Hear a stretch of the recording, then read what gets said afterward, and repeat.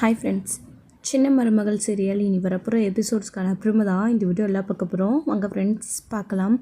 குழந்தைய காணும் அப்படின்னு சேது தெரிஞ்ச உடனே ரொம்ப துடிச்சு போயிடுறாங்க. ராசாங்கத்துக்கிட்டேயும் இந்த விஷயத்தை பற்றி சொல்கிறாங்க.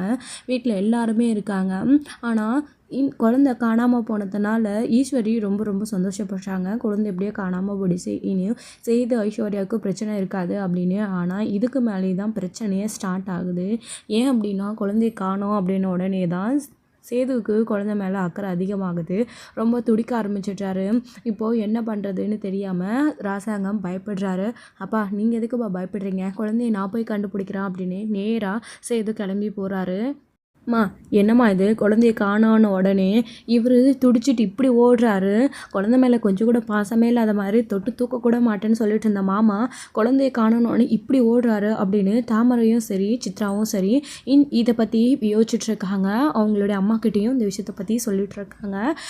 குழந்தைக்கு சேது மேலே என்னதான் இருந்தாலும் பாசம் இல்லாமல் இருக்குமா அப்படின்னு தாமரையோடைய அம்மா சொல்கிறாங்க. பெத்த குழந்தை காணாமல் போயிருக்கு, சேதுவுக்கு பதறாதா, இனிமேல் ஆட்டத்தை பாரு, ஐஸ்வர்யா கதை முடிஞ்சிச்சு, அவ்வளோதான், எப்படியாச்சும் இந்த ஈஸ்வரி சேதுவையும் ஐஸ்வர்யாவும் சேர்த்து வச்சிடலாம், குழந்தைய கிட்ட கூட ஒட்ட விடக்கூடாதுன்னு பார்க்குறாங்க. ஆனால் குழந்தை காணாமல் போன உடனே சேது இப்படி துடிக்கிறானே, இந்த வீட்டில் தான் பொறுப்பாக பார்த்துக்கணுன்னு அத்தை, அதாவது அம்மா குழந்தைய இங்கே கொடுத்துட்டு போயிருக்காங்க. குழந்தைய வளர்த்து, அதாவது குழந்தை கொஞ்சம் கொஞ்சமாக வளர்ந்தா பெரியவனானா சேதுவை அப்பான்னு கூப்பிடுமா கூப்பிடாதா, வீட்டில் இருக்கிறவங்க எல்லாருமே இது அப்பான்னு சொல்லி கொடுக்க மாட்டாங்களா, குழந்தை வளர்ந்து பெரிய ஆளாகும், அப்பா அப்பான்னு பின்னாடியே சுற்றும், சேதுவுக்கு எப்படியும் மனசு மாறாதா, அது இப்போவே நடந்துடுச்சு, அவ்வளோ நாள்லாம் நம்ம வெயிட் பண்ண வேண்டிய அவசியம் இல்லைன்னு தான் இப்போவே சேது துடிக்க ஆரம்பிச்சிட்டான். அந்த உண்மை வெளியில் வந்துடுச்சு பாரு, கண்டிப்பாக இதை ஏற்றுக்கவே முடியாது அவங்களால அப்படின்னு தாமரோடைய அம்மா சொல்லிட்டு இருக்காங்க. இன்னொரு சைடு குழந்தைய தூக்கிட்டு வர போகிறேன் அப்படின்னு தமிழ் செல்வி சொல்லிட்டு இருக்காங்க. வீட்டில் எல்லாருமே வேண்டான்னு அவ்வளோ தூரம் சமாதானப்படுத்திட்டு இருக்கும்போது எப்படியாச்சும் கிளம்பி போயிடலாம் அப்படின்னு அவங்க ரெடியாக கிளம்பும்போது இங்கே ஹாஸ்பிட்டலில் குழந்தை காணோன்னு உடனே சேது கால் பண்ணி குழந்தைய நீ தான் தூக்கிட்டு போனேன் அப்படின்றாங்க. உங்களால் குழந்தைய பார்த்துக்க முடியல அப்படின்னா என்கிட்ட எடுத்துகிட்டு வந்து விட்டுருக்கலாம்ல, என் குழந்தை உங்கள் எல்லாருக்கும் அவ்வளோ பாரமாக போச்சா, என் குழந்தை எங்கே தொலைச்சிட்டு இப்போ காணுன்னு என்கிட்டயே நாடகம் ஆடுறீங்களா, உங்களை சும்மா விட மாட்டேன், என் குழந்தை எனக்கு வேணும் அப்படின்னு தமிழ் செல்வி சொல்லிட்டு இருக்கோமோ. எவ்வளவோ சொல்லியும் சேது கேட்குறது கிடையாது, நாடகம் ஆடாதுன்னு ஒருத்தருக்கு அவங்க மேலே தான் பழிய போட்டுக்கிறாங்க. தமிழ் செல்வி இப்போ குழந்தைய காணோன்னு அழுகுறாங்க. உடனே அப்பத்தா கிட்டே எழுந்திரிச்சு நின்றுக்கிட்டு இப்போ உங்களுக்கு சந்தோஷமா, என் குழந்தைய என்னமோ பத்திரமா பார்த்துப்பாங்க, தங்கமாக பார்த்துப்பாங்கன்னு சொல்லிட்டு அங்கே அவங்கக்கிட்ட கொடுத்துட்டு வந்தீங்களே அந்த வீட்டோட வாரிசுன்னு என் குழந்தைய இப்போ தொலைச்சிட்டு நிற்கிறாங்க, அவங்களுக்கு அந்த குழந்தை அவ்வளோ பாரமாக போயிடுச்சு, பார்த்துக்கிறதுக்கு விருப்பம் இல்லை போல இருக்குது, என் குழந்தைய எங்கேயோ தொலைச்சிட்டாங்க, யார்கிட்டயோ குழந்தைய கொடுத்துட்டு இப்போ குழந்தை இல்லை காணாமல் போயிடுச்சுன்னு சொல்கிறாங்க, திருப்பி என்கிட்டயே என் பிள்ளையை கொடுத்துருந்தா கூட நானே பார்த்துருப்பல்ல, என் பிள்ளை எப்படி அவங்க தொலைக்கலாம், இதுக்கெல்லாம் கண்டிப்பாக எல்லாரும் அனுபவிப்பீங்க, முதல்ல நான் போய் என் குழந்தைய தேட கண்டுபிடிக்கிறேன், அப்புறம் உங்களை பார்த்துக்கிறேன்னு அப்பத்தா கிட்ட அவ்வளோ கோவமாக தமிழ் செல்வி சொல்லிவிட்டு அங்கேருந்து கிளம்பி போகிறாங்க. கிளம்பி போய் தெருவாக குழந்தைய தேடுறாங்க. இன்னொரு சைடு இங்கே இவரும் சேதுவும் எல்லா இடத்துலையும் தேடுறாங்க. குழந்தைய கிடைக்கிறது இல்லை. ராசாங்கம் ஒரு பக்கம் துடிக்க ஆரம்பிக்கிறாரு. தமிழ் செல்வி இதுக்கு மேலேயும் வெயிட் பண்ணக்கூடாது அப்படின்னு என் குழந்தை எனக்கு கண்டிப்பாக கிடைச்சாகணும்னு போலீஸ் ஸ்டேஷனில் போய் கம்ப்ளைண்ட் கொடுக்குறாங்க. என் அம்மாத்தா எனக்கே தெரியாமல் குழந்தைய கூட்டிகிட்டு போய் அந்த வீட்டில் கொடுத்துட்டு வந்துட்டாங்க அப்படின்னு ஒரு சில டீட்டெயில்ஸ் எல்லாம் சொல்லி அவங்களோட வாழ்க்கையை பற்றி சொல்லி இந்த மாதிரி என் குழந்தைய காணோம், நீங்கள் தான் கண்டுபிடிச்சி கொடுக்கணும், எனக்கு இடமோ அவங்க மேலே சந்தேகமாக இருக்குன்னு சேது வீட்டாருங்க மேலே கம்ப்ளைண்ட் கொடுத்துடுறாங்க. அவங்களும் குழந்தைய பற்றி குழந்தை முதல்ல காணாமல் போன ஹாஸ்பிட்டலில் விசாரிக்கிறாங்க. சிசிடிவி கேமரா செக் பண்ணும்போது அந்த ரூம்குள்ளே நர்ஸ் வெளியில் வந்ததுக்கப்புறமா ஒரு பாட்டி தான் அங்கேருந்து போயிருக்காங்க. இங்கே பாருங்கம்மா, இந்த பாட்டி தான் போயிருக்காங்க, ஒருவேளை இந்த பாட்டி தான் குழந்தை தூக்கிட்டு போயிருக்கணும், நீங்கள் உங்கள் புருஷன் வீட்டு ஆளுங்க மேலே, அதாவது உங்களுக்கு டிவோர்ஸ் ஆகிடுச்சு, உங்கள் சேது அவர் மேலே நீங்கள் சந்தேகப்படுறீங்க எப்படி அப்படின்றாங்க. இதெல்லாம் கூட அவங்க வேலையாக இருக்கலாம்ல, எங்கே நேரடியாக செஞ்சுட்டா தெரிஞ்சிருமோன்னு மறைமுகமாக செஞ்சுருப்பாங்க, நீங்கள் அவர்கிட்ட விசாரித்து என் குழந்தைய கண்டுபிடிச்சி கொடுங்கன்னு நேராக அங்கே போலீஸ் போதும் அவங்க வீட்டில் எல்லாருக்கிட்டையும் விசாரிக்கிறாங்க. ராசாங்கம் அப்படியெல்லாம் நடக்கிறதுக்கு வாய்ப்பே இல்லை ஐயா, உங்களுக்கே நல்லா தெரியும், அப்படியெல்லாம் நாங்கள் குழந்தைய விட்டுறல, குழந்தை எல்லாரும் பத்திரமா தான் பார்த்துக்கிட்டோம், ஆனால் குழந்தை காணாமல் போயிடுச்சு, அப்படியெல்லாம் இருக்காது, குழந்தை வந்துடும்னு ராசாங்கம் சொல்லிட்டு இருக்கவும் இன்னொரு சைடு இதே மாதிரி அந்த பாட்டி குழந்தைய தூக்கிட்டு போன விஷயம் தெரிஞ்சு சேது எல்லா இடத்துலையும் தேடி அடுத்தடுத்து சிசிடிவி கேமராவில் செக் பண்ணி வழி முழுக்க அந்த கிழவி எந்த பக்கம் போச்சோ ஆட்டோவில் ஏறி அந்த கிழவி போனது, அதுக்கப்புறம் அதே ரூட்டில் போய் விசாரித்து குழந்தைய அவங்க கிட்டேருந்து கண்டுபிடிச்சி தூக்கிட்டு வந்துட்டாங்க. ஆக்சுவலி அவங்க வந்து ஒரு குழந்தை கடத்துகிற கும்பல் வந்து குழந்தைய கடத்தி வெளிநாட்டுக்கு விற்கிறவங்க, நல்லா பணம் பார்த்து சம்பாதிக்கிறவங்க.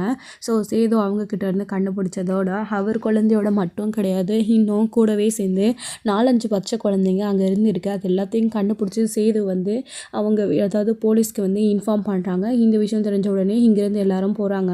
சார் என்ன சார் என் குழந்தை சார் அப்படின்றாங்க. என் குழந்தைக்கு மட்டும் என்ன ஆச்சுன்னா உங்களை சும்மா விட மாட்டேன், என் குழந்தைய அவங்க கிட்டேருந்து வாங்கி கொடுங்க சார், முதல்ல எனக்கு வேணும். இந்த குழந்தைய இங்கே விட்டுட்டு போகிறதுல எனக்கு ஒரு துளி அளவு கூட விருப்பம் இல்லை. பெற்றவ கூட தானே சார் குழந்தை இருக்கணும். பெற்று 4-5 நாள்லேயே குழந்தை எப்படி பிரிஞ்சிருக்க முடியும்? என் பிள்ளைக்கு நான் தாய்ப்பால் கூட கொடுக்கல சார் அப்படின்னு தமிழ்செல்வி அழுகும். உங்கள் வேதனையும் வருத்தமும் எங்களுக்கு புரியுது, ஆனால் குழந்தைய இந்த வீட்டு ஆளுங்க கடத்தலை. குழந்தை கடத்துகிற கும்பல் குழந்தைங்கள ஹாஸ்பிட்டல்லேருந்து கடத்திட்டு போயிருக்காங்க. அதாவது சேது தான் இப்போ கால் பண்ணது. அங்கே 4-5 குழந்தைங்க உங்கள் குழந்தையோடு சேர்ந்து இருக்கா. நாங்கள் போய் அந்த குழந்தைங்கள நான் சேஃப்டி பண்ணணும். நீங்கள் இங்கேயே இருங்க, சும்மா அழியாதீங்க. நான் போய் குழந்தைய தூக்கிட்டு இங்கே வரேன் அப்படின்றாங்க. இல்லை சார், நான் அப்படியெல்லாம் விட்டுற மாட்டேன், நான் உங்கள் கூட தான் வருவேன்னு பின்னாடியே சொல்ல கேட்காம போலீஸ் ஒரு பக்கம் போகுமோ, இவங்க காரில் ஒரு பக்கம் போகும். அதே சைடு ராசங்கம், மோகனா, மலர், கருப்பன் இவங்க எல்லாம் ஒரு சைடு, ஈஸ்வரி, தாமரை இவங்க எல்லாருமே வந்து கார்லேயும் மொத்த ஃபேமிலியுமே கிளம்பி கூட போகிறாங்க. இதில் மாட்டிட்டு முழிக்கிறவங்க ஐஸ்வர்யா மட்டும்தான். முக்கியமாக காவியாக்கு இந்த விஷயம் எல்லாம் தெரிஞ்ச உடனே அவங்க ரொம்ப ரொம்ப வருத்தப்படுறாங்க. தமிழ்செல்வி குழந்தைக்கு இந்த நிலமை வந்திருக்கவே கூடாது, ஏன் தான் அந்த பிஞ்சு குழந்தைய வச்சு இப்படி பந்தாடுறாங்கன்னு தெரியலையே அப்படின்னு.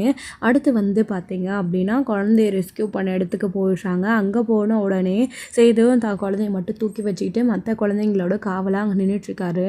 அப்போ தான் அந்த குழந்தை கடத்துறவங்களையும் அங்கே இருக்கிறவங்களையும் 2-3 பேரையும் அந்த பாட்டியோட சேர்த்து பிடிச்சி கட்டி போட்டு வச்சுருக்காங்க.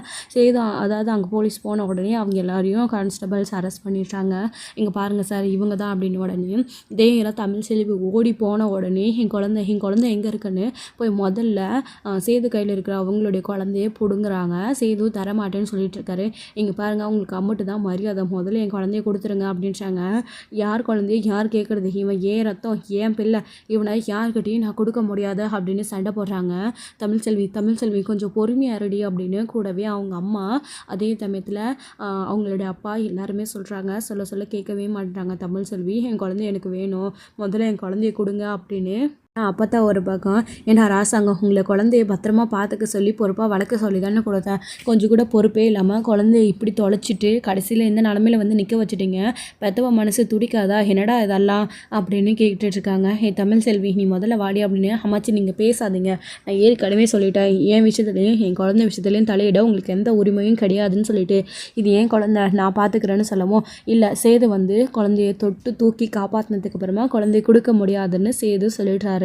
இதனால் பயங்கரமான வாக்குவாதமே போகுது. போலீஸ் ஸ்டேஷனில் கூட இருக்காங்க. சார் என் குழந்தைய வாங்கி கொடுங்கன்னு சொல்லிகிட்டே இருக்காங்க. கொஞ்ச நேரம் பொறுமையாக வெயிட் பண்ணுங்கம்மா.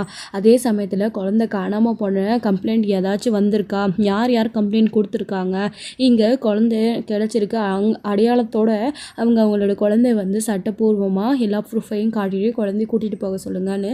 அடுத்து இன்னொரு சைடு போலீஸ் வந்து இன்ஃபார்ம் பண்ணிவிட்டு இங்கே சேதுவோட குழந்தைய வச்சு பெரிய போராட்டமே பண்ணிகிட்ருக்காங்க.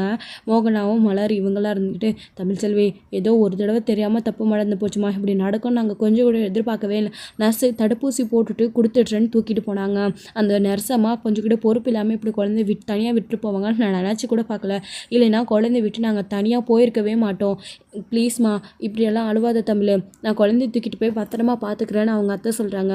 எப்படி அத்தை, எப்படி எல்லாரும் ராத்திரியானா இழுத்து போத்திக்கிட்டு ஏசி ரூமில் போய் தூங்குவீங்களா, இங்கே மலராக்கா என் குழந்தைய வச்சுக்கிட்டு ஹாலில் கஷ்டப்பட்டுட்டு இருக்கணுமா, இந்த லட்சணத்தில் எங்கள் குழந்தைய நீங்கள் ஒன்றும் வளர்க்க தேவையில்லாத, எதுக்கு எல்லாருக்கும் பாரமா, எல்லாரும் அவங்கவுங்க சந்தோஷத்தை பார்க்க போயிடுவீங்க, அந்த பிஞ்சு முகத்தை பார்த்து 4 நிமிஷம் கொஞ்சிட்டு அதுக்கப்புறம் விட்டுட்டு போயிடுவீங்க, பெற்றவளுக்கு மட்டும்தான் குழந்தையோட அருமை தெரியாத, என் குழந்தைய நானே பார்த்துக்கிறேன், கஷ்டப்பட்டாலும் சரி நஷ்டப்பட்டாலும் சரி நானே வளர்த்துக்கிறேன், நீங்கள் அவ்வளோ சிரமப்பட்டு ஒன்று என் குழந்தை மேலே அக்கறை இருக்கிற மாதிரி நடிச்சு பார்த்துக்க வேண்டாம் யாருமே அப்படின்னு தமிழ்செல்வி சொல்லவும், அப்படியெல்லாம் எதுவுமே இல்லைன்னு எல்லாரும் சொல்லி புரிய வைக்க பார்க்குறாங்க. ஆனால் தமிழ்செல்வி ஒத்துக்கிறதே கிடையாது. முடிவா சார் இங்கே பாருங்கள் சார், எங்களுக்கு பிறந்தது ரெட்டை குழந்தை, ஒன்று ஆம்பளை பிள்ளை இன்னொன்று பொம்பளை பிள்ளை, பொம்பளை பிள்ளை அவகிட்ட இருக்குது, சட்டப்படி விவாகரத்து ஆனாலும் இது என்னுடைய பிள்ளை சார், குழந்தை எனக்கும் உரிமை கொண்டாட எல்லா உரிமையும் இருக்குல்ல சார், ஆம்பளை பிள்ளை என்கிட்ட இருக்குது, என் அம்மாச்சி கரெக்டாக தான் செஞ்சுருக்காங்க, என் பிள்ளையே நான் கொடுக்க முடியாது அப்படின்னுட்டாங்க. இவர் சொல்கிறதும் கரெக்டாக தான்மா இருக்குது, என்னதான் விவாகரத்து ஆனாலும் அது உன்னுக்கும் உன் புருஷனுக்குமானது தானம்மா, முடியுமா? குழந்தைக்கு உரிமை இல்லைன்னு அப்பாவுக்கு சொல்ல முடியாதுல்ல, அதே உரிமையோடு தான் அவரும் குழந்தைய கேட்குறாரு. இதில் தப்பு எதுவுமே கிடையாது அப்படின்றாங்க. இல்லை, எனக்கு என் குழந்தை வேணும் அப்படின்றாங்க. இதுக்கு மேலே நீங்கள் உங்கள் குழந்தை வேணும் அப்படின்னா சட்டப்படி நீங்கள் கேஸ் போட்டு கோர்ட்டில் கேஸ் நடத்தி உங்கள் குழந்தை வளர்ந்ததுக்கப்புறமா, அதாவது 5 வயசாகி வளர்ந்ததுக்கப்புறமா குழந்தை அம்மா கூட இருக்கணுமா அப்பா கூட இருக்கணுமான்னு குழந்தை ஆசைப்பட்டதுக்கப்புறமா தான்மா நீங்கள் குழந்தைய இது ஏன் குழந்தை உன் குழந்தைன்னு பிரிக்க முடியும். அதுக்கு முன்னாடி நீங்கள் குழந்தைய பிரிக்கவே முடியாது. அதுக்கு நீங்கள் 5 வருஷம் வெயிட் பண்ணி ஆகணும். அதுக்கு பதிலாக பிள்ளைய இவரும் ஒரு பக்கம் வளர்க்கலாம், உங்களுடைய கேர்ள் பேபியை நீங்களும் இன்னொரு பக்கம் வளர்க்கலாம். குழந்தை 2 பேரும் பெரியவர்கள் ஆனதுக்கப்புறமா கேஸ் போட்டு நீங்கள் உங்கள் கூட இருக்கணும்னா 2 பிள்ளைங்களையும் நீங்கள் தாராளமாக கூட்டிகிட்டு போகலாம். அதே சமயத்தில் சேது கூட இருக்கணும்னு குழந்தை ஆசைப்பட்டு அப்படின்னா வேறு வழியே இல்லை, நீங்கள் குழந்தைய இவர்கிட்ட ஒப்படைச்சி தான் ஆகணும். இது கோர்ட்டில் கண்டிப்பாக இதுக்கான வாய்ப்பு அதிகமாக இருக்குது. நீங்கள் தான் இதை யோசிச்சு முடிவெடுக்கணும் அப்படின்னு போலீஸ் சொன்னாலையும் தமிழ் இதை ஏற்றுக்கவே மாட்டேன்றாங்க. அதான் இவ்வளோ தூரம் சார் சொல்கிறாருல்ல, நீ ஏன் தமிழ் அடம் பிடிக்கிற, நீ வா முதல்ல போகலாம் அப்படின்றாங்க.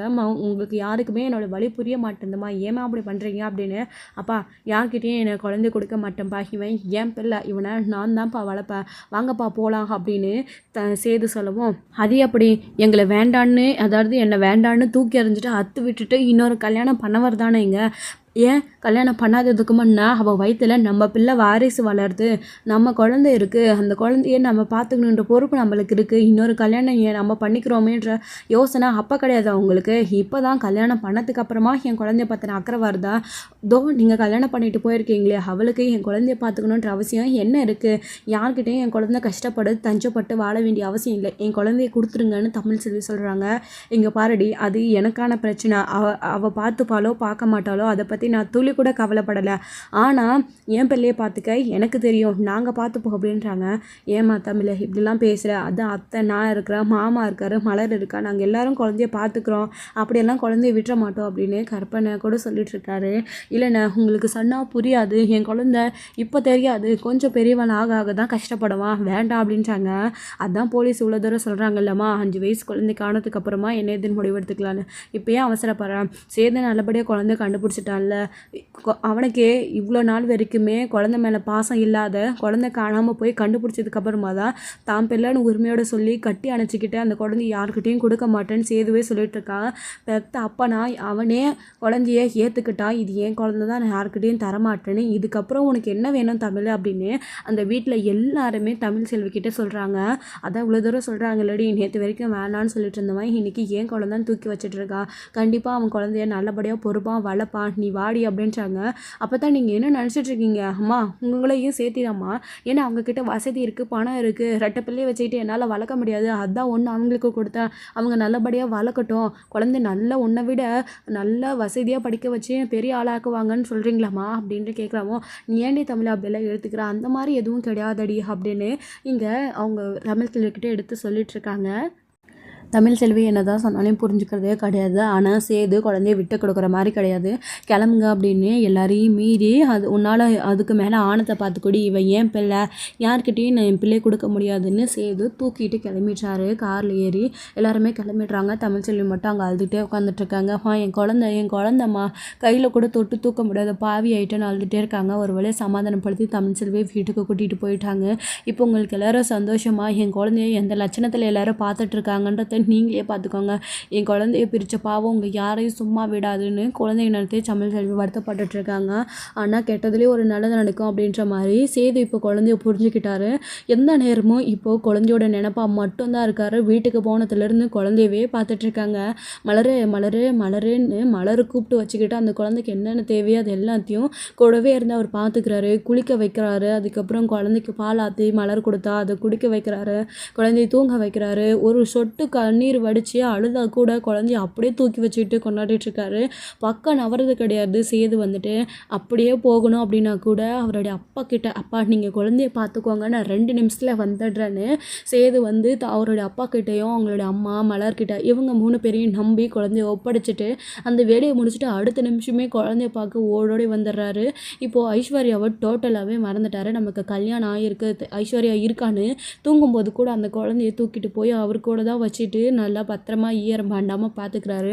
மாமா குழந்தை இங்கே இருந்தால் நான் எங்கே படுக்கிறது மாமா அப்படின்றாங்க.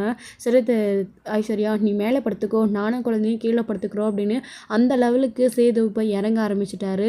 ஐஸ்வர்யாவை டோட்டலாக மறந்துட்டு குழந்தை மட்டும்தான் உலகமேன்னு வாழ்ந்துட்டுருக்காங்க.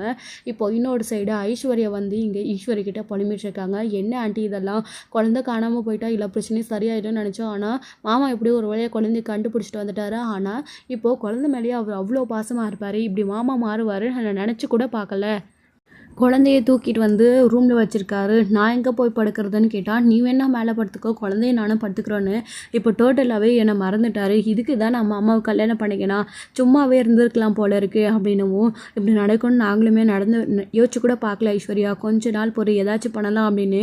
என்ன குழந்தை மேலே அவருக்கு வெறுப்பாக இருக்கார், கண்டிப்பாக என்னை ஏற்றுப்பார் அப்படின்னு தான் நீங்கள் சொன்னீங்க. ஆனால் இப்போ அவர் குழந்தை மேலே பாசமாக இருக்க ஆரம்பிச்சிட்டாரு. அப்போ என்ன வெறுத்துருவாரா, அதுக்கு என்ன அவர் கல்யாணம் பண்ணிக்காமே இருந்திருக்கலாமே அப்படின்றாங்க. ஏன் ஐஸ்வர்யா அப்படியெல்லாம் சொல்கிற, அப்படியெல்லாம் மாமா விட்டுற மாட்டார். எல்லாருக்கும் தெரிஞ்சு தானே இந்த கல்யாணம் நடந்திருக்கு, கண்டிப்பாக இதுக்கு ஒரு தீர்வு கிடைக்கும், சேதுவும் உன்னை புரிஞ்சுப்பான். நீ வேணா அந்த குழந்தை மேலே பாசமாக இருக்கிற மாதிரி நடி, அந்த குழந்தைய தூக்கி அப்போயாச்சு சேதுக்கு உன் மேலே பாசம் வரல அப்படின்ட்டாங்க. அப்போது எல்லாரும் சொல்கிற மாதிரி குழந்தைக்கு என்ன ஆயா வேலை பார்க்க சொல்கிறீங்களா, முக்கியமாக அந்த தாமரை சொல்கிற மாதிரி அப்படின்றாங்க. இப்போது என்ன முடிவெடுக்கிறதுன்னு தெரியாமல் ஈஸ்வரியும் திணறாங்க. ஸோ இதோட இந்த எபிசோட வந்து முடிச்சிருக்காங்க. அடுத்தடுத்த எபிசோடில் இனி என்ன நடக்க போகுது அப்படின்றதெல்லாம் வெயிட் பண்ண நெக்ஸ்ட் வீடியோவில் பார்க்கலாம். தேங்க்யூ. இந்த வீடியோ பிடிச்சிருந்தா லைக் பண்ணுங்கள், ஷேர் பண்ணுங்கள்.